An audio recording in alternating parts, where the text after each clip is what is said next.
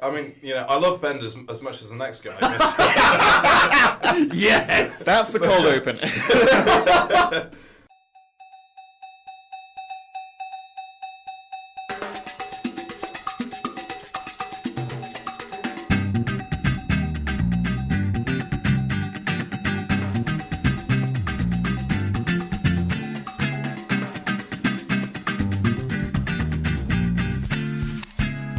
Hello, ladies and gentlemen. Welcome to TPMP, which is the Perfect Movie Podcast. I am one of your hosts, Oscar Olesen. I am another one of the hosts, Callum McAvoy. And we have a special guest on with us today because, we're really branching out. This is Max Pearson. Yes. Hello. Hopefully you guys like me. We don't, but never yeah. mind. Yeah. Well, I knew that already. Exactly, Yeah. yes. Why do you think we dragged you in here at, 6 p.m. On a Thursday? Probably just because you miss me so much. Right. Okay. Well, I think we can begin. Who are we doing today, Callum? It is the one and only M. Night Shymalan. The legend himself. What a twist that is, eh? Bloody hack. Damn. Okay, well... Cool. I mean, I when we first sort of began to set this podcast up, sort of last September or so, my ambition was we would do an M. Night Shyamalan episode to correspond with the release of Glass, his latest film. Yeah. And as we are recording this, Glass has been out for about a week and a half now, I think. So, yeah, it seemed like the perfect time to explore M. Night's filmography. So, yeah, and I'm going to propose that we do everything that he has to offer as a director. Jesus Christ. I know. Okay. I like to punish you guys. Fair enough. All right, well, I think that sounds pretty good. How about you, Max? Are you equally terrified, or do you feel a little bit titillated now that you know we are going to be covering every single bloody film?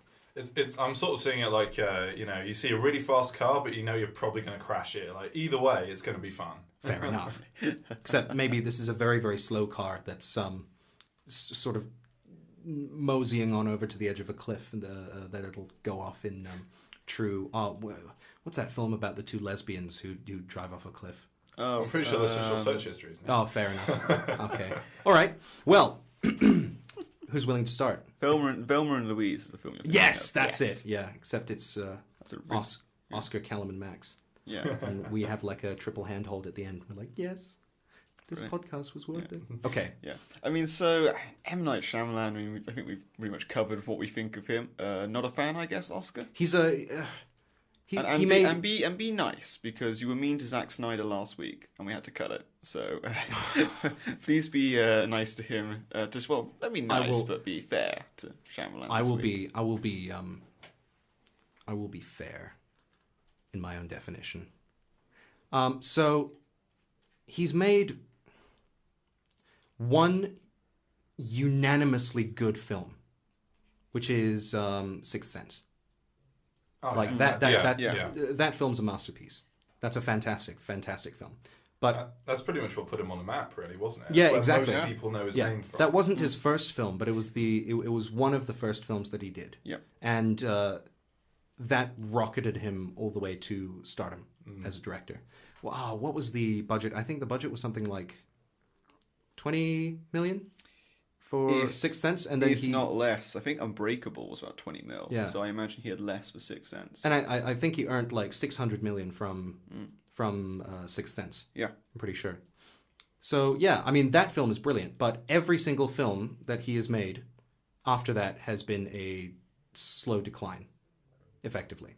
I think he's made some mediocre films, like some middling films recently, like The Visit. I quite enjoyed The Visit. I think I thought that was quite a good film, except for the fact that the kids, they didn't act like kids. But okay, I'll leave that to the second segment. So I think he's a talented guy, but he's got an ego problem, and that's turned him into a hack. Whereas Hack Snyder was always a hack. And I'll leave it at that. Yeah. What about you, Cal? Yeah. I mean, okay, here's the thing. I think his filmography is literally split. We're going to get a lot of these puns, I think. Yeah, nice. We're starting off as we mean to go on. Yeah. But I thought this filmography was unbreakable. Yeah, I mean, the signs were there for this to be that for his films to live on after Earth, as we have a sixth sense about the. And thus we see the viewership dip. Yeah. What? No. I think Shyamalan's got, and we'll talk more about them when we go through them. He's got some really good films, more than one, I think. Unfortunately, he, as you said, is a little bit egotistical, and unfortunately, that ruined several of his films. And I like to think we're on a bit of a Shyamalan renaissance right now with his last three films, maybe. But I think he still has made some bad mistakes in his films, perhaps also in the way they are marketed as well, which I think is going to come up a few times. But I think that he is a really good director, and all his films do look really good. The writing is what lets them down a lot of the time. And I think if he had a proper writing partner who he was with, I think all of the work that has struggled would have been elevated more. But I don't want to say I like Shyamalan, but I admire him, and I have a lot of respect and a lot of time for him and what he's been through. And obviously some of his earlier films have been excellent. Shyamalan for me is an extremely mixed bag. On the one hand, you have The Sixth Sense, and for me, Signs and Split as well. Very good films. Of course, they have their problems.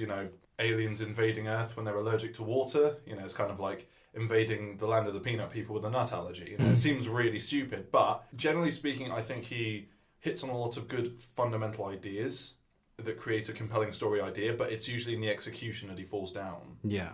Like After Earth, for example, really cool idea. Earth being overtaken by man-killing aliens and stuff like that, and a son and a father have to, survive. Unfortunately, that father and son are Will Smith and Jaden Smith, which didn't really make a lot of sense, and it sort of, for me, embodied a lot of the problems that Shyamalan has, where he takes people and story elements, and he makes them do things that don't really fit with what they're good at. So Will Smith, you have the most charismatic actor in Hollywood, playing an emotionally dead soldier. It doesn't really work. And then you have his son who, no offense to the guy, can't really act. Shall we kick off then? Okay, sure. I have the list of films here. Okay, cool. So let's start off with the film that no one remembers him directing, which is his first film, which is Wide Awake. Right, well... And moving on, I think. Yeah. I'm completely asleep on that topic. Very good. Point to Oscar. The temptation was there, but I thought, no, I'll hold off because we're a serious podcast. What the hell ever gave you that impression? Yeah, I don't know where I got that idea from. Wide Awake, 1998 film. No one's seen it. No one remembers it. No one knows what the heck it's about. Probably for the best. And I think that's the quintessence about Wide Awake. That it's just completely forgettable. Yes, it's apparently, from what I hear, it is nothing like any of his other films. So I think we can ignore it. Fair. Sorry to fans of Wide Awake. If you came to this podcast, all one of you. Yeah, I'm very upset about that. Yeah, but then let's get to possibly his greatest film, 1999's The Sixth Sense. Yeah, which was, as you mentioned earlier, about how it made so much money, Oscar. I found out that until it came out last year, 2 years ago, I think it was the highest grossing horror movie of all time. Wow. Which is pretty darn impressive. Yeah, that's pretty great. Yeah. Especially since it's not really a horror film. It's not. It's more of a thriller, really, isn't it? It's scary in places, for sure. I remember watching it and being like, ooh, that's a bit too much for me. Because I'm not a horror fan, to be honest. But The Sixth Sense was something else, I think. I see box office numbers. All right. Well, it's been ages since I've seen The Sixth Sense. So, Cal, do you think you can give us a little bit of a run? Well, I think just by the way, as per the usual with the podcast, spoilers galore. Yes. Because we can't really talk about this movie without the spoiling the end. So basically, Will Smith, Bruce Willis is a psychiatrist in this movie. A child psychologist, isn't it?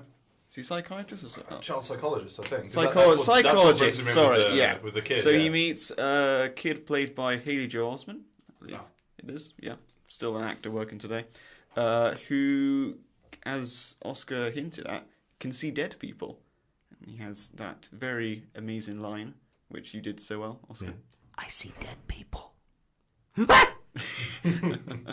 That was my reaction the first time I saw it. Yeah. So this kid can see dead people. And, Bruce Willis is trying to work out, what do the dead people want with this kid? Why is he the only one who can see them? Whilst Bruce Willis is also in a pretty difficult marriage as well, but we don't really know why. Just go watch it, basically. It's that good. It really is. Are we going to discuss the ending? Yes. Yes. Okay. If you...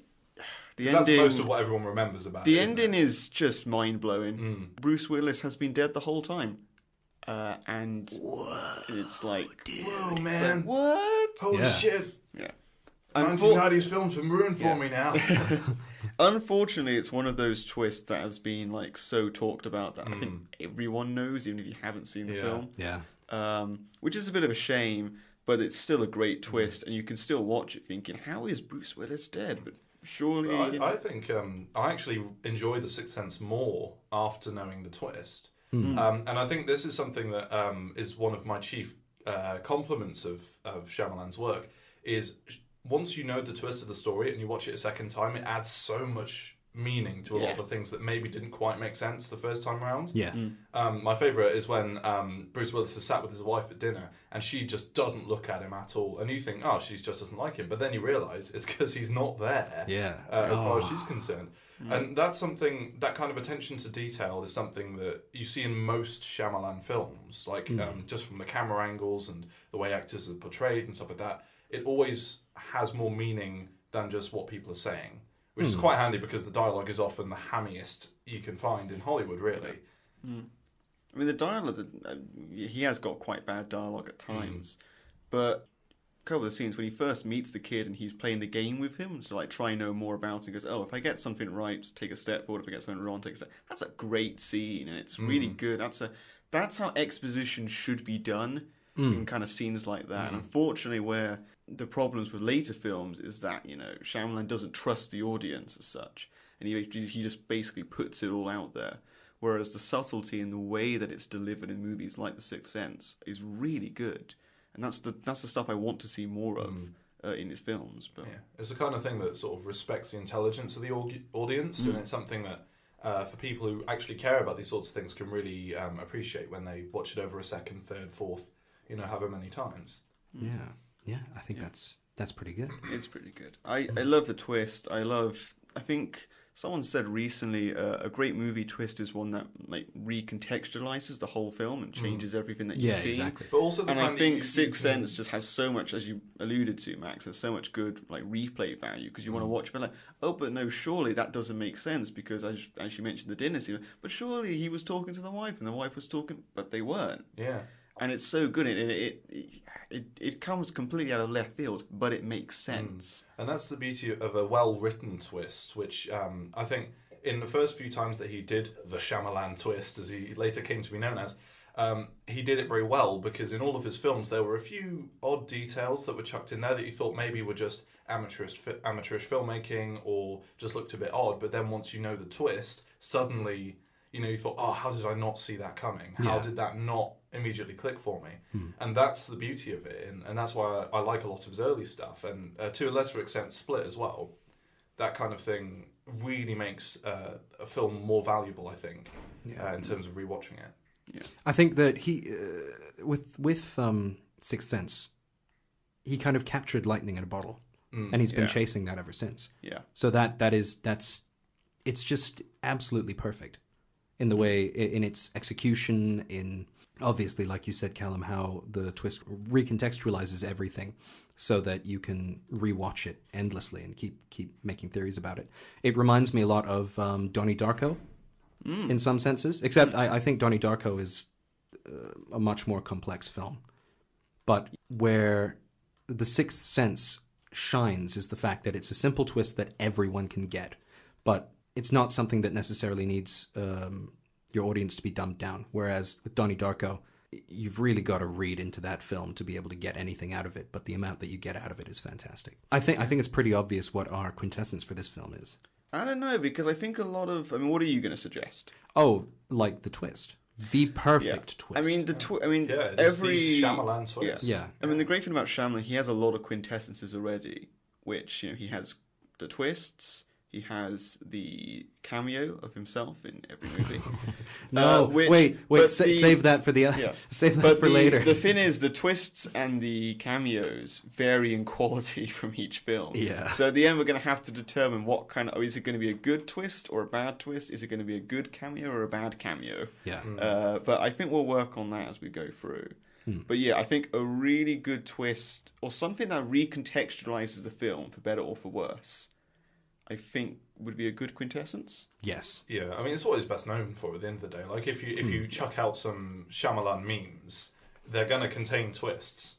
That's basically the running gag with his work, is if there isn't a twist, that's the real twist. Yeah, exactly. Yeah. Cool. Brilliant. So, moving on to the next film, Unbreakable. Ooh. Only a year later, he came up with Unbreakable, also starring Bruce Willis and Samuel L. Jackson.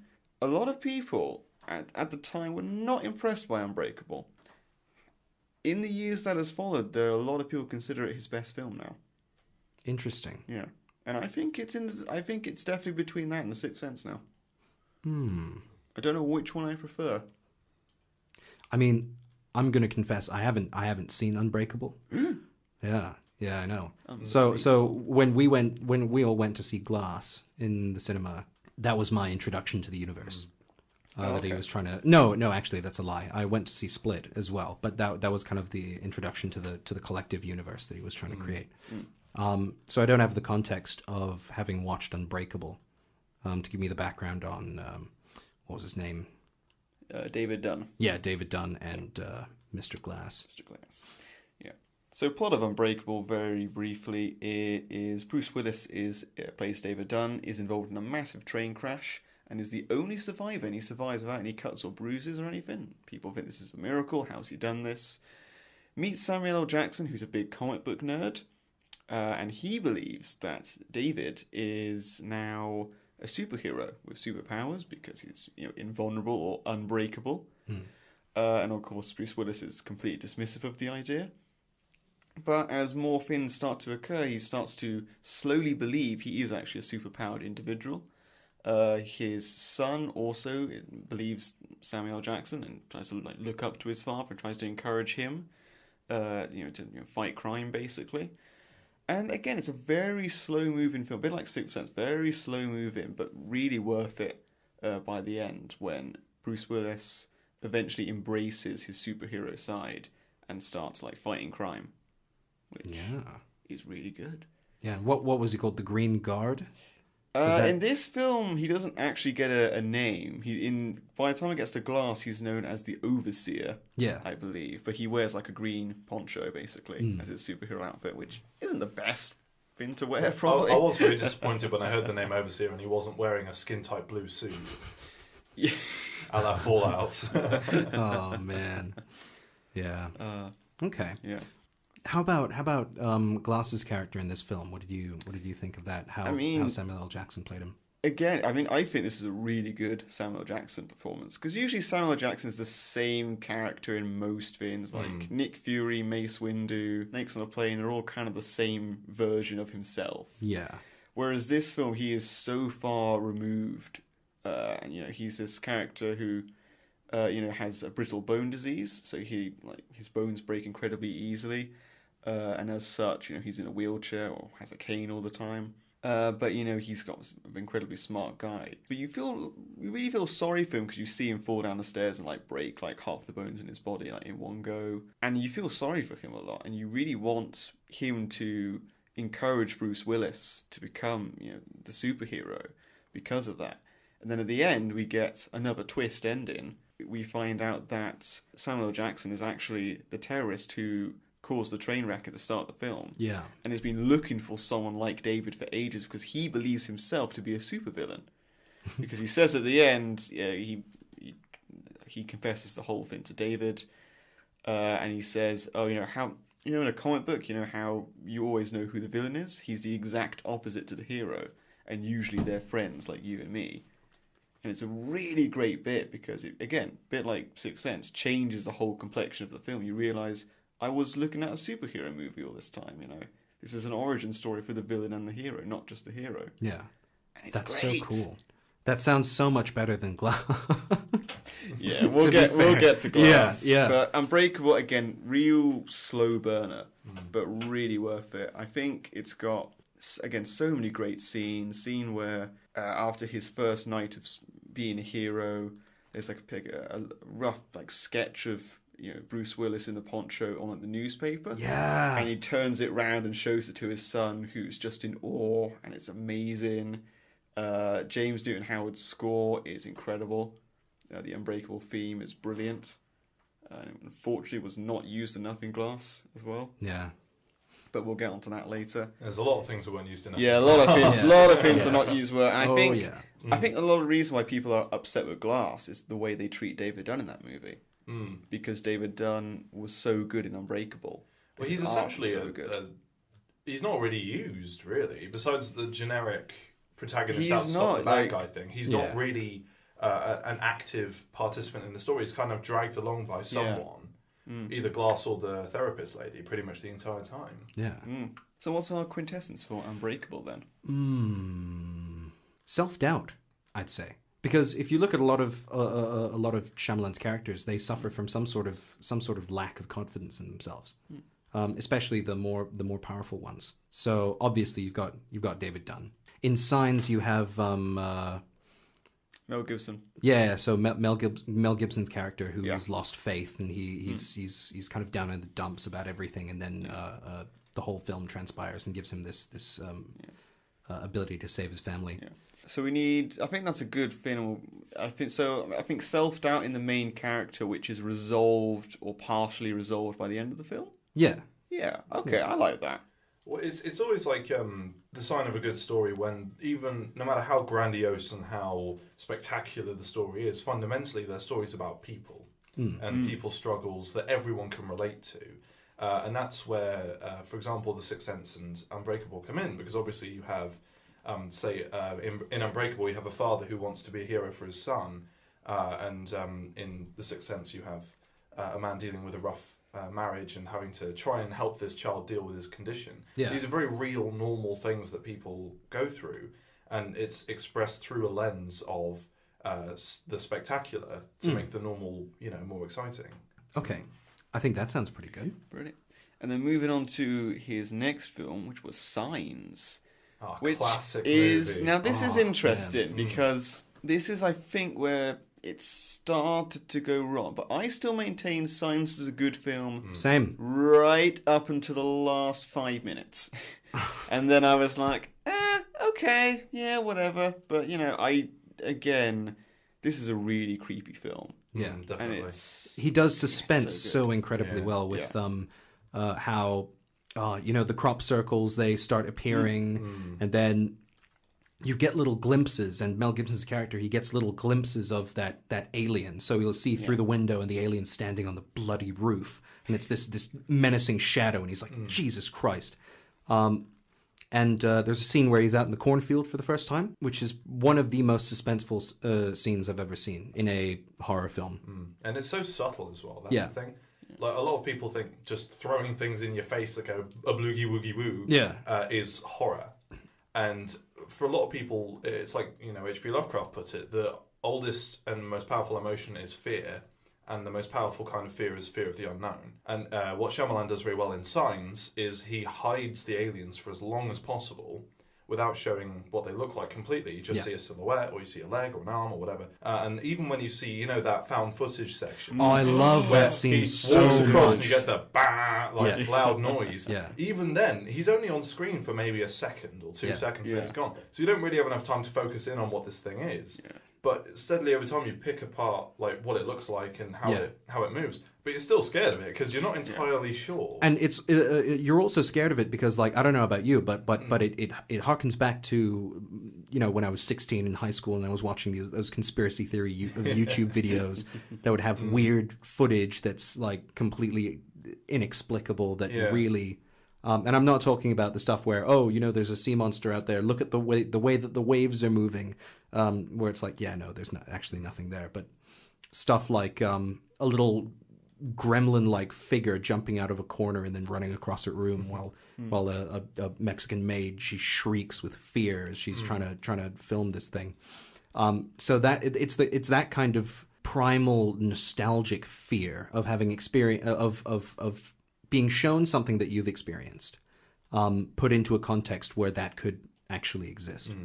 But I think something that Shyamalan did especially well in Signs was this creeping feeling of unease, which when he does his films well, he does very well. This is like one of his trademarks, I'd say. It's the slow build tension that sort of gets released in the final, quarter of an hour, 20 minutes of a film. Yeah. Because it takes at least half the film before you even see the first sign of an alien in person. You see the crop circles, you see the dog going weird and all this stuff. But the whole time you're thinking, what's going on? What is creeping up out of wherever? And then you also have like you also have what's her name, Abigail Breslin, with her water problem that links all the way to the. There's a monster outside my room. Can I have a glass of water?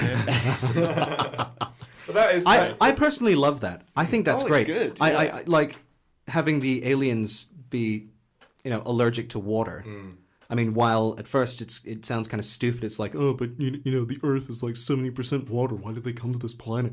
Like, God. I mean, I'm gonna go talk to my friends about that on the atheist forum. I mean, while it does sound kind of stupid at first, I think it's fine to have the aliens up.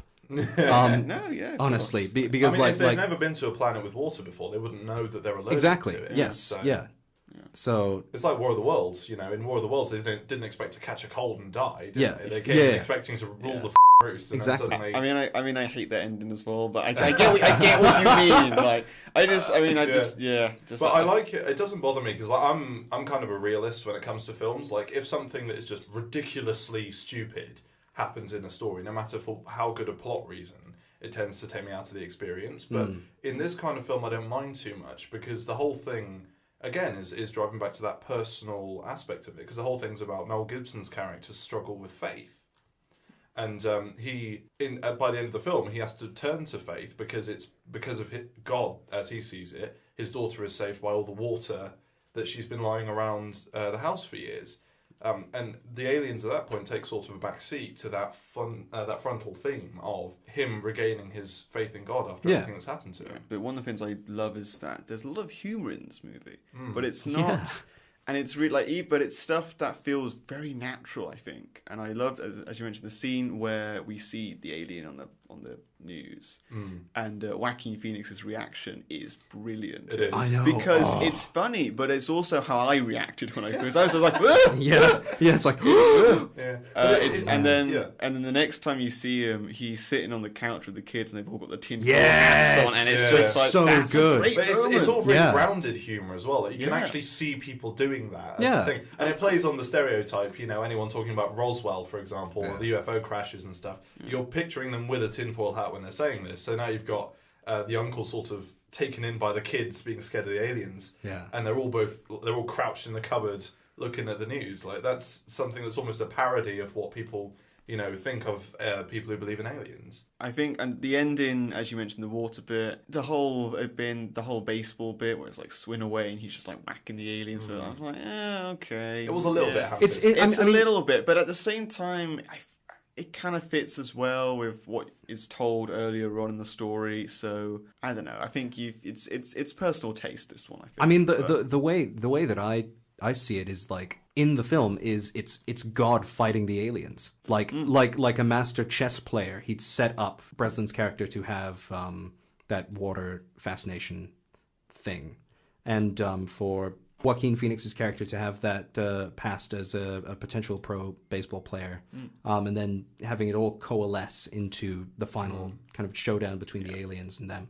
So it's God v aliens, and God wins. Although I must say, one honourable mention, I think, for one of the best scenes I've ever seen is when, if you ignore the double scene there, is when Mel Gibson and the rest of his family sit down at dinner when they've barricaded the house and the aliens are coming.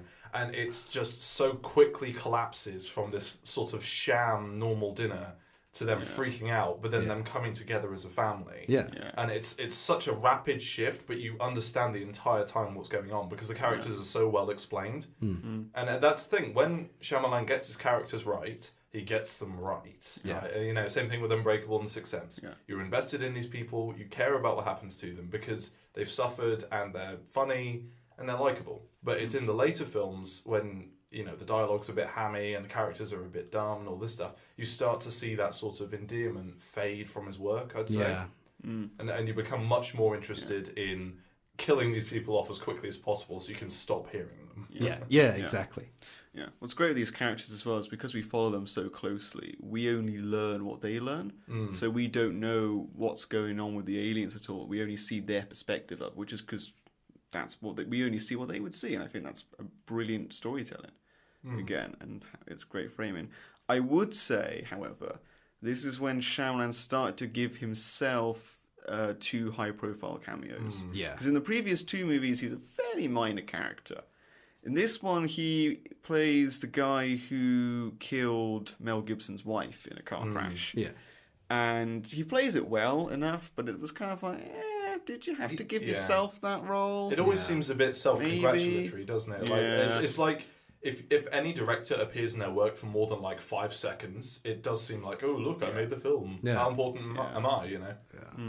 Yeah, but I still love it. Good film. What's the quintessence, do you think? I think this slow building creepiness that we mentioned, because this is a legitimately great, well shot film, really creepy cinematography, and then this slow build to the finale, which I think is really good. And then we go on, and this is where the wheels really do start to fall off. Yeah. The Village. Oh God. Oh man. But this I think is the first case of where Shyamalan as a director was very much separate from the marketing.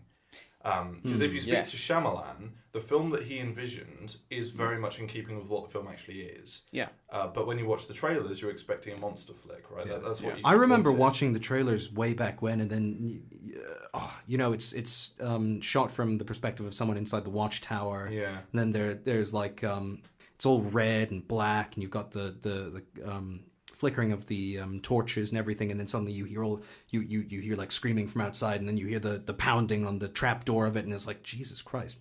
So that's a fantastic trailer. It's just for the wrong film. Yeah, exactly. Yeah. No, Exactly.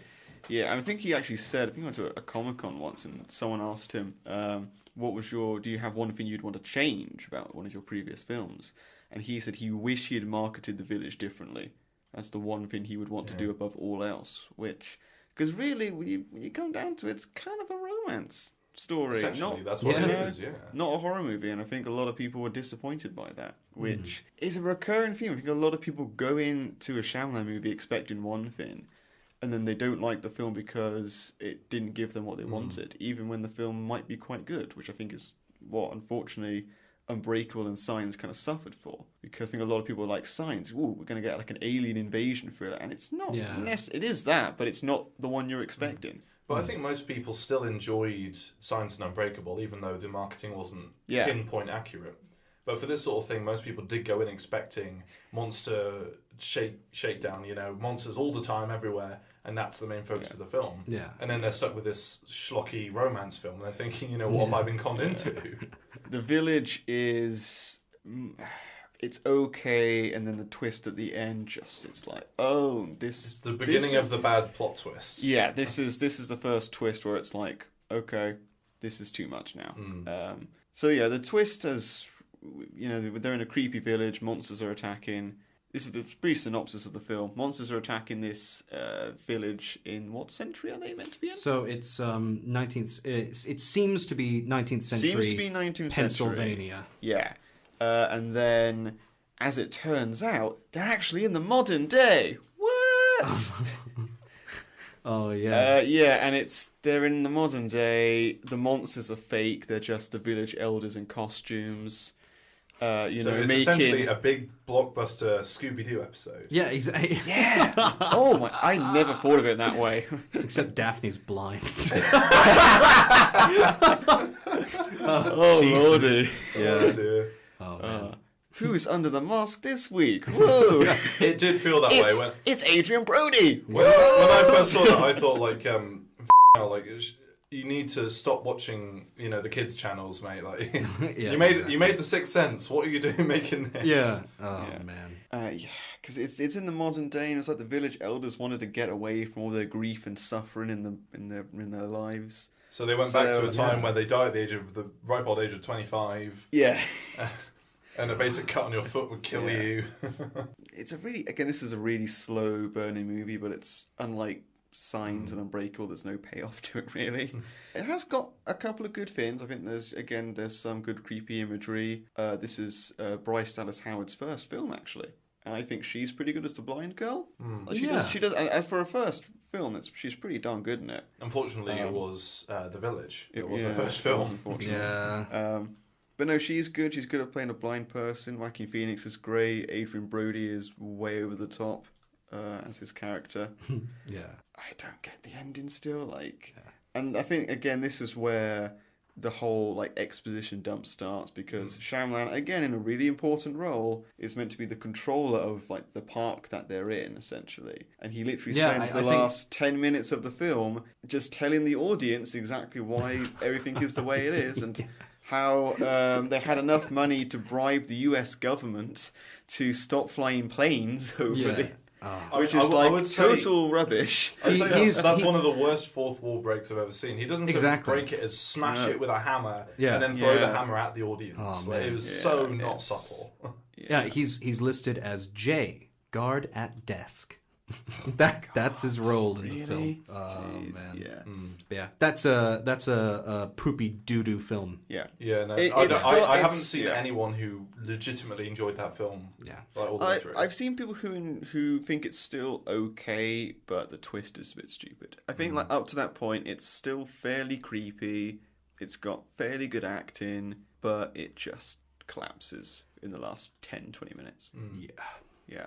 Plus, as well, I think certain reveals are made before the big twist, which kind of not spoil it, but we learn that the monsters aren't monsters before she escapes. Yeah. But then Adrian Brody dresses up as a monster and intimidates Bryce Dallas Howard in the woods. Oh yeah, this is when it's in broad daylight, right? Yeah. Yeah. But this is stupid because we already know the monsters aren't real. Because we think he falls into a pit and then dies, and the mask comes off and we see it's Brody.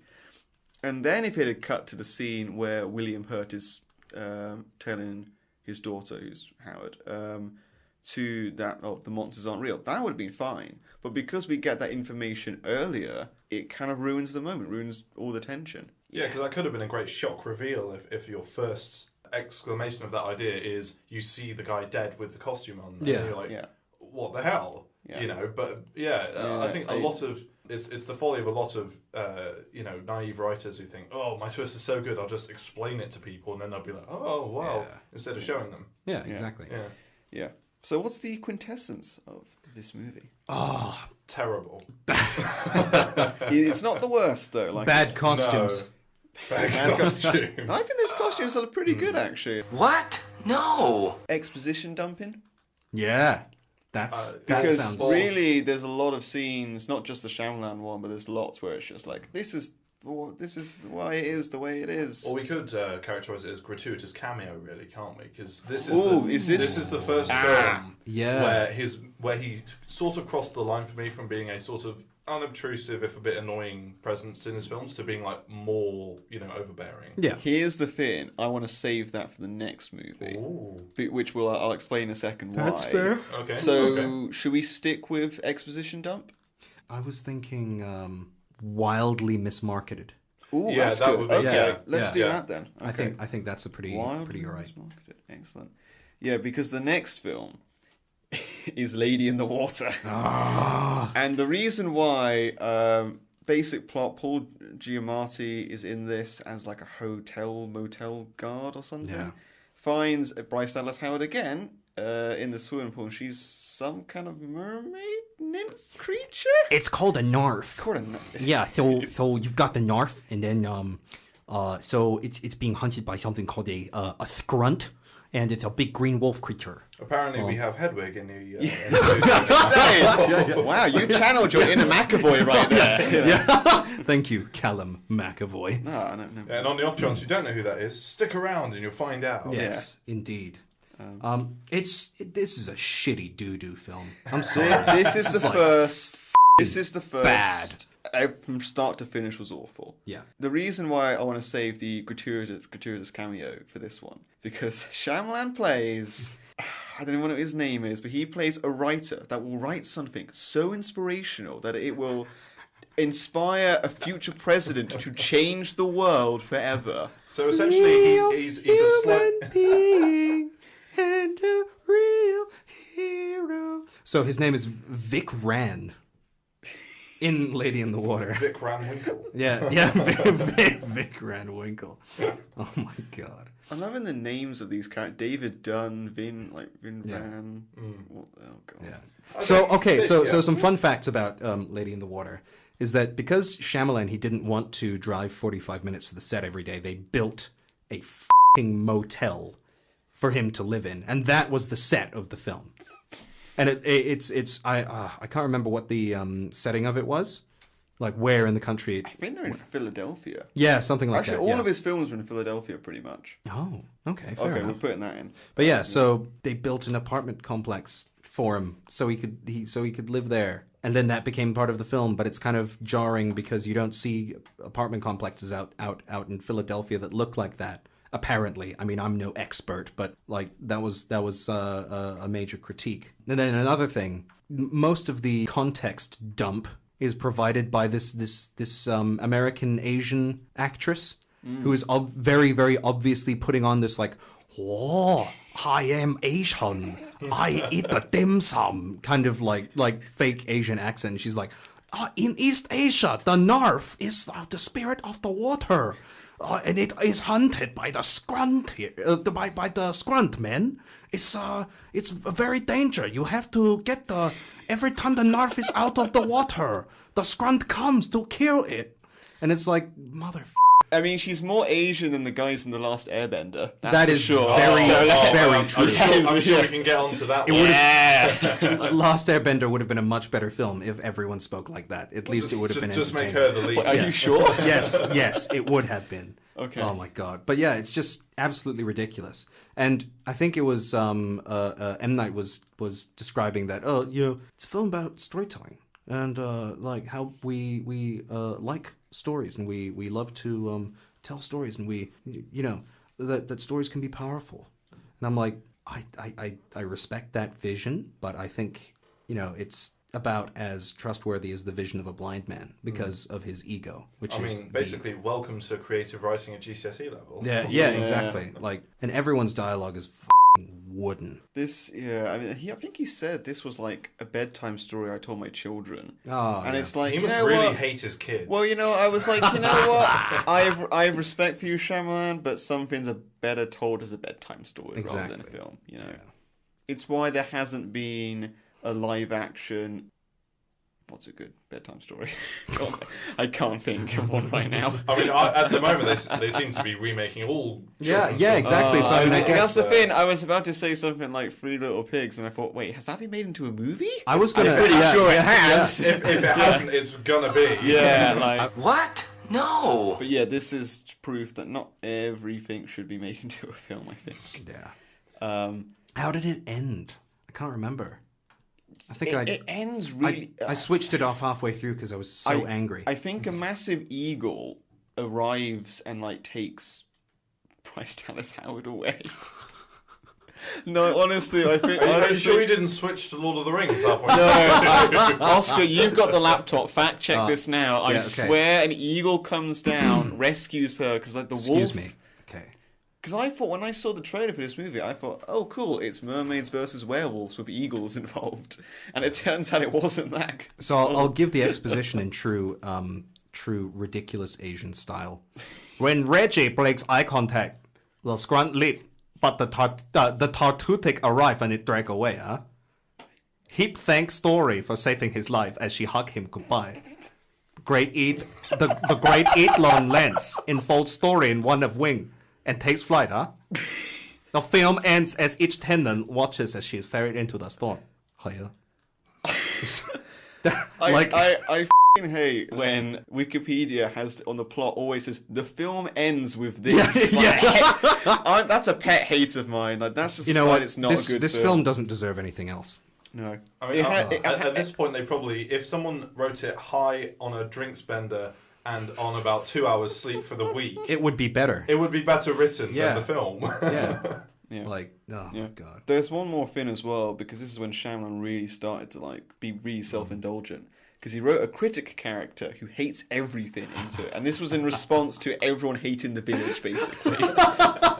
And this character is killed very not early on, but he's like the first main character to die in the film. And it's just like, oh, really? So I think gratuitous cameo and self-indulgence is what we need to take away from this film. Oh, Absolutely. wait, I just saw the box office and budget numbers, and the budget was 70 million.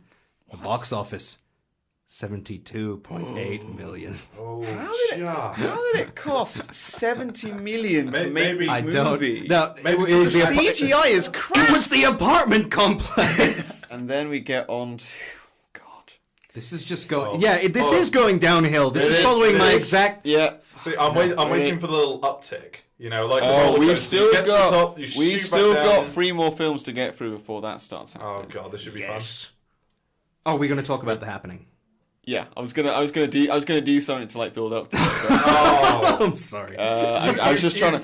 I was just just trying what to. we're observing here is Oscar has just blown the plot twist before it's properly blown. Oh, bloody hell. Oh. Well. Oh no! I thought you were blown as in the wind. Is what I thought you were trying to get at. that there. too. I'll take credit for that one. What? No. So guys, why are the bees disappearing? This is my best You Wahlberg. should take an interest in science. Guys. Do you want to know why? Because you're perfect. Yeah. It's just awful. I mean, Marky Mark is my secret crush of Hollywood. Really, he's such a darling. Just because he does really well in some films, and then is just abominable. That's good old Marky Mark for you, boys. He's releasing his workout tapes and his rap and his movies, man. I mean, Yeah. no film is going to be cringier than Pain and Gain. That he featured Not in. seen Pain and Gain. no. Just on a moral basis, that shit was awful. Okay, so effectively, the film is about, ooh, guys, why are the plants mad at us? They're releasing neurotoxins that are causing people to kill themselves. Hi, I'm Marky Mark. I'm a scientist, and I'm dating Zooey Deschanel. He's not even a scientist. He's a science teacher. No, Come on, he's Same not even difference. a scientist. If you can't do, teach, okay? And I can do, but I teach out of the goodness of my heart and because you're perfect. Okay.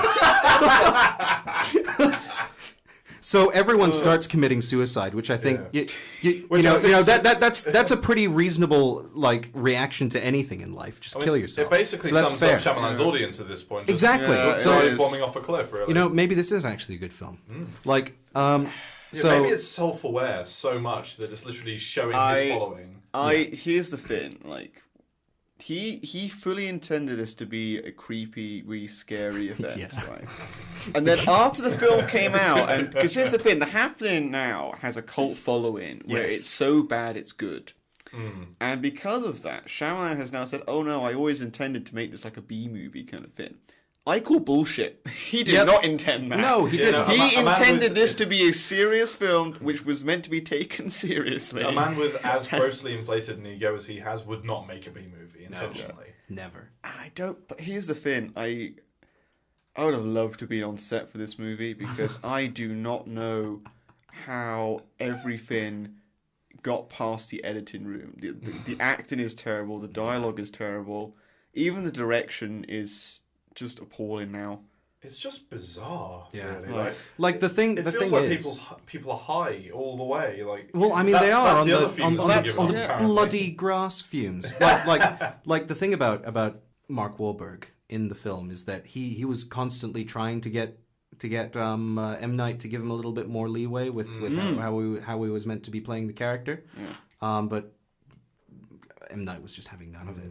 So It's a classic story of directorial overreach, really, isn't it? Yeah. filmmaking is a cooperative process fundamentally, and if you basically dictate to people what they can and can't do, you're going to get a worse film because of it. You know what the one saving grace of this film is? The hot dog guy. Oh, he's quite fun, yeah. Yeah, he's amazing. He's like, you guys like hot dogs? you guys like hot dogs, right? Hot dogs are great. They got a cool shape. They got a neat flavor. I mean, at this point, I expected him to pull out a hatchet and start killing people. Yeah, because, right. He sounded like a lunatic about to go hog wild. And I honestly thought this that's is what he was probably gonna the do. best exposition dump I've ever seen, where he just explains everything about what's wrong. It's like, it's the plants. It's like, they're angry with us. What Jesus. Yeah, I mean, I always experience when I walk home, I notice the local fern giving me the evils. you know. Exactly. Yeah, it's because I haven't watered him ever. Yeah, it's amazing to see that the wind just blowing on the leaves. It's like, oh no. Yeah. I've never been so unscared of a shrub in my life. Exactly. And when the wind is blowing and they're running over, they're like, no, please, no, we gotta get out of the wind. It's like, let's run ahead of the wind. You can't do that. And then it's like, but it's only working when we're like not in big groups. Really? I'm pretty sure neurotoxins work best in big groups, don't they? I don't know. Yeah. But I think there is such a cult following for this movie because it's so rewatchable in a great way. As I mentioned, the scene where he is in the house with the old woman and she's like, "Oh, are you thinking of killing me in my sleep?" What? No! Yeah, best say good. Best say So in the funny. guiltiest way possible. Yeah. Like, he's being sarcastic. Like, what? Do you think I was doing anything else? Yeah, exactly. It's terrible, but it's also so beautiful as well. What the hell are we gonna make the quintessence of this one, man? Like, what is it? Can we just add Mark Wahlberg in? No, that's such a sudden cop-out. Mark Wahlberg is sudden. I mean, wooden dialogue and wooden acting, I think, could qualify for this. No, actually. Okay. So, do we already have an exposition dump one? We do.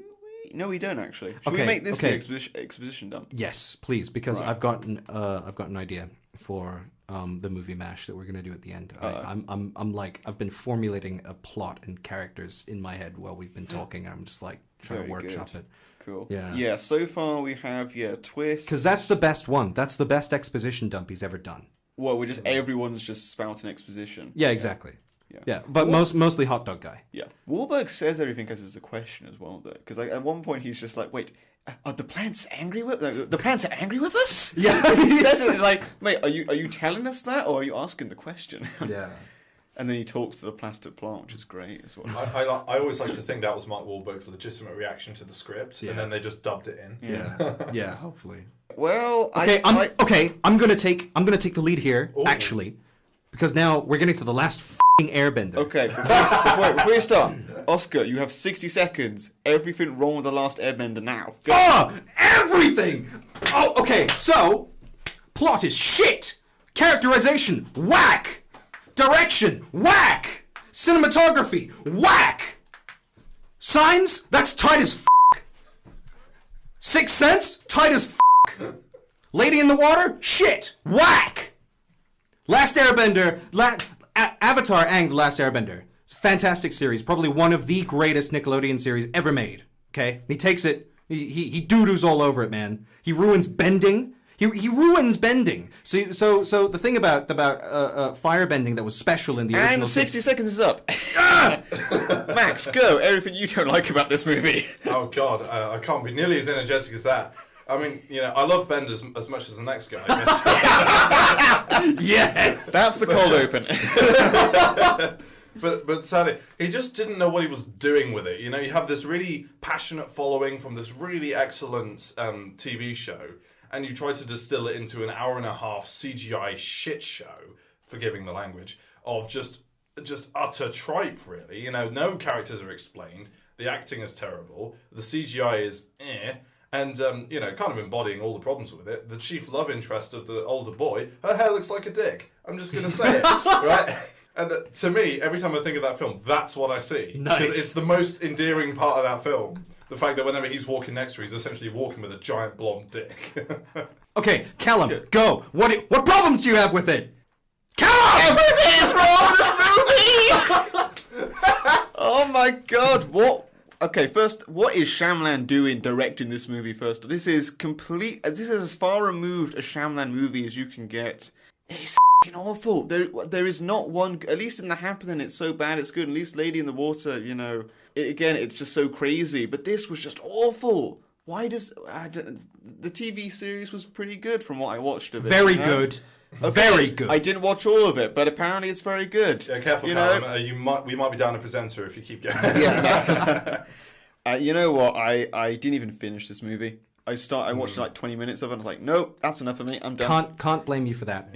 The earthbending is garbage as well. It's like a bunch of different people. Whereas in the series, earthbending is dope. You've got you've got these earthbenders who don't wear any shoes so that they can feel the vibrations in the ground and then go like hoo, hua, ha, and then suddenly rocks come flying out of everywhere. And then in this film, it's a team of 7 people in this Fire Nation concentration camp who are like, yeah, it's time to earthbend.